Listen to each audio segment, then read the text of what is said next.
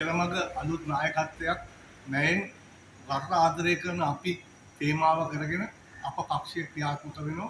සංශෝධන සමානතා පක්ෂය දෙවෙනි වරටත් ලියාපදිංචිය සඳහා ඩොකියුමන්ට් බාර දීලා තියෙන්නේ. ජනවාරි 2 වෙනිදා සිට ජනවාරි 31 වෙනිදා දක්වා අංක 81 එක දරන ආඥා පනත යටතේ ඒ වගන්ති ප්‍රකාරව තමයි මෙම බාර දීම කරලා තියෙන්නේ.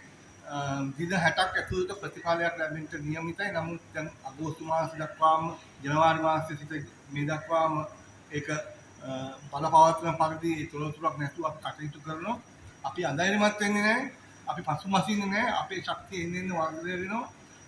අපේ පිරිස ඉතාමත් ඉවසිල්ලෙන් බලා සිටින්නේ අපේ පක්ෂ ලියාපදිංචි අපි නොවරදවාම ලබා දෙයි කියලා. සංශෝධන සමානතා පක්ෂයට ජය වේවා. මේ රටේ සියලුම ජනතාව ජය වේවා. වැඩ කරන, වැඩ බලන, වැඩ මෙහෙයවන ජනතාව, ගෝමියෝ, කම්කරුවෝ, ගුරුවරු, සංස්කෘතිකවාදී, මතවාදී, මාධ්‍යවේදී සියලු දෙනාටම ජය වේවා. අපිත් එක්ක එකට අත්වල ගන්නගෙන මේ ගමන යන්න, අපිත් එක්ක අප අත් නොහැර ඉදිරියට යන්න කියන ආයාචනය කරන්නයි මම මේ වීඩියෝ එක අද ගන්නේ.